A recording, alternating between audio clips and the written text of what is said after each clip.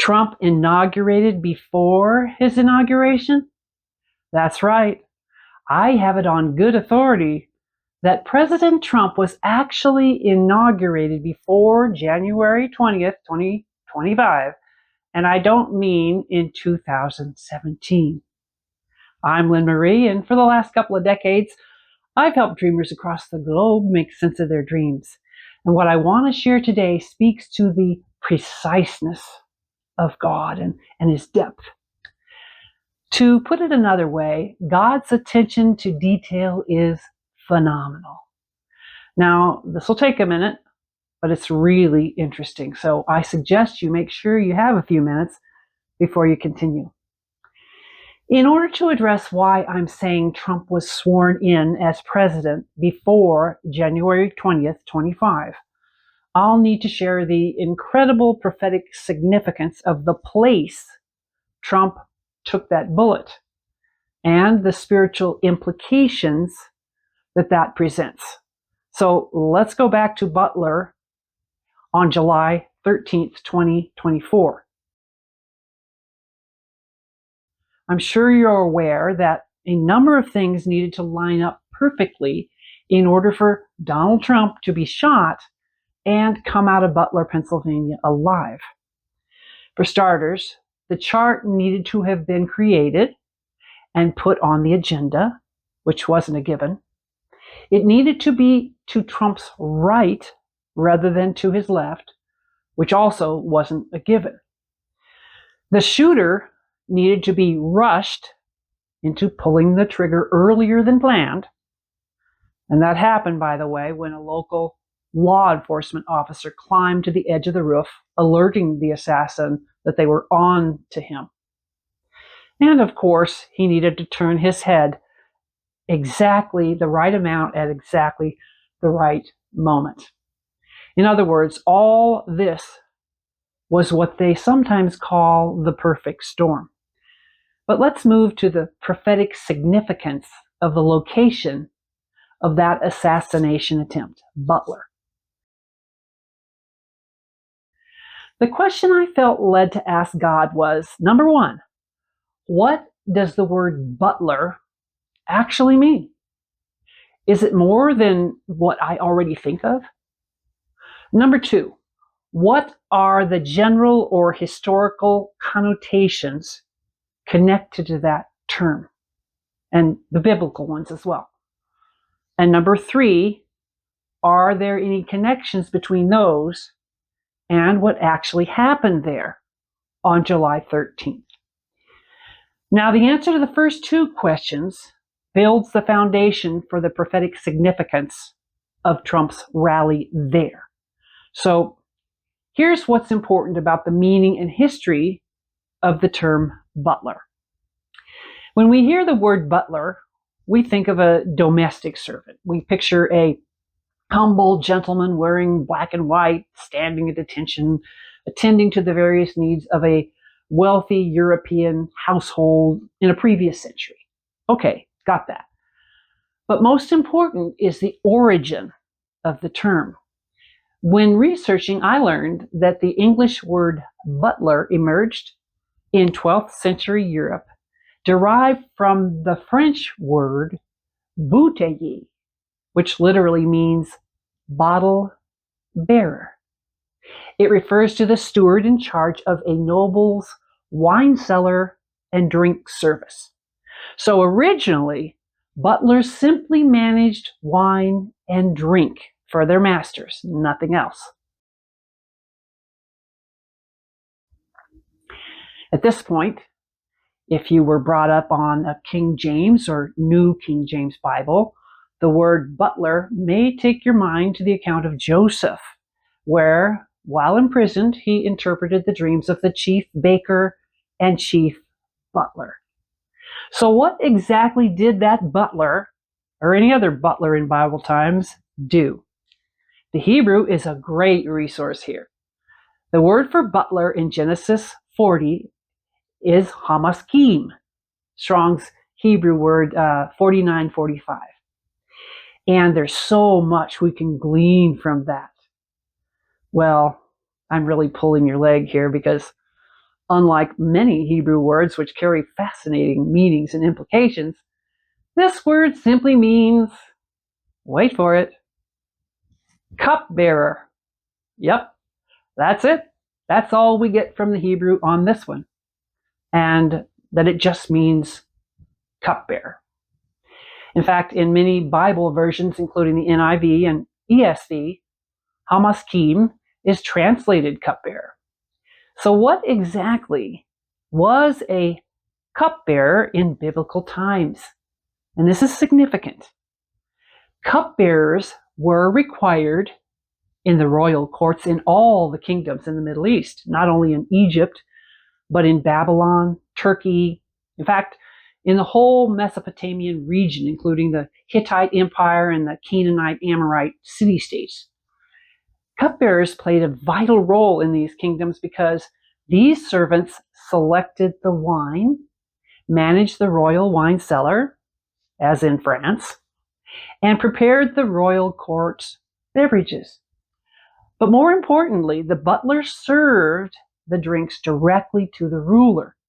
Now, that may sound like no big deal. I serve coffee to my husband every morning.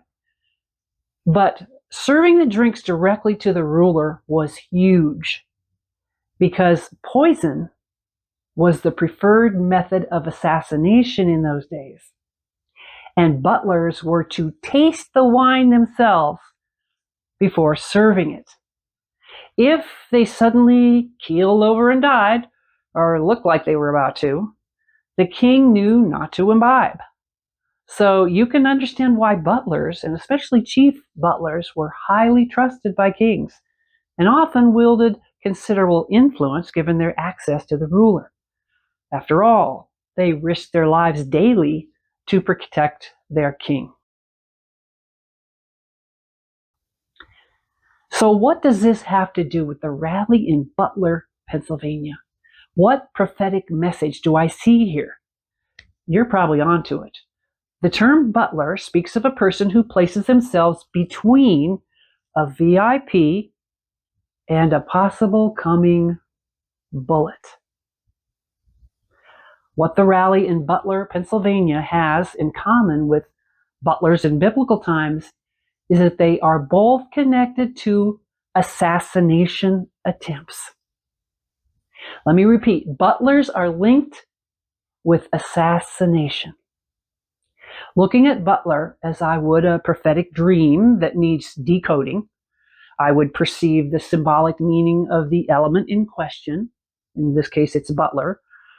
So, metaphorically speaking, Donald Trump was the chief butler because he's the one who first tasted the wine, who took the bullet. And if that's the correct interpretation, he'd be doing this on behalf of a king, right? But what king? If this theory is correct, there has to be a king. Who's the king? What king would Trump have been protecting? Joe Biden? Was Trump at the rally to protect him? Metaphorically, he would be like a king? I don't think so. Trump was trying to replace him, so eliminate that possibility. What about the King of Kings? Could Trump have been protecting Jesus? Quite the opposite. In fact, President Trump credits God for protecting him that day. So eliminate that as well. But if we don't find a king, this whole concept falls apart. This prophetic symbolism of Butler. Well, that's where a little knowledge of American history comes in. Thomas Paine, a political activist during the American Revolution days, published a pamphlet called Common Sense. You've probably heard of it. In it, he makes the case, and here's the quote, that the law is king. Now there's your king. America was created and fought for so that no one person or elite group of persons would rule over the citizens. America was established so that laws set forth by representatives elected by citizens would rule, laws complying with the founding documents, of course. So really, the king in this metaphor is America itself and its founding documents and the rule of law. Let's put this all together. With that in mind, symbolically, Donald Trump was like a cupbearer tasting the wine for his king. And in this case, the wine was poisoned because there was a bullet in the mix. So the moment the bullet struck President Trump's ear, Trump had parabolically taken a sip of the assassination attempt in order to protect America. But by the grace of God, only a minute sip. Here's the prophetic message in short. In Butler, Pennsylvania, Trump served as a cupbearer, protecting the lifeblood of America. He took the bullet so America didn't have to, so the king didn't have to. That's deep. And to dig deeper, what about Trump's reaction? Could it be that Trump wasn't sure that he'd come out alive from his persistence to challenge the status quo? If not from this bullet, from another down the road? I sensed, that's just me, but I sensed that with his fight, he was instructing MAGA to fight on, even if he were no longer its leader. Like a cupbearer, his life would always be on the line. And let me slip in here that this all took place on the 13th of July. The number 13 biblically symbolizes rebellion. And it could very well be that there were those in authority that day who were rebelling against Trump becoming president. Just saying.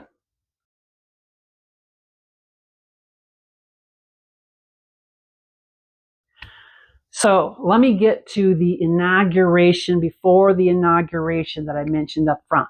Not in 2017, but another inauguration after that and before January 20th, 2025.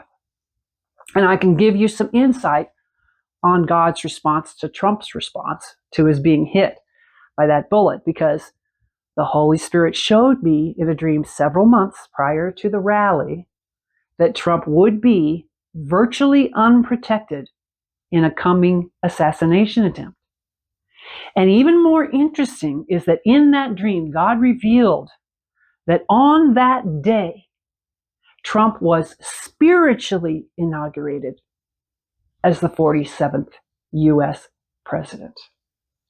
Specifically, when he stood to his feet and raised his fist, demonstrating extraordinary courage, commitment, and determination, God saw his response and rendered it as Trump swearing himself in. That's deep.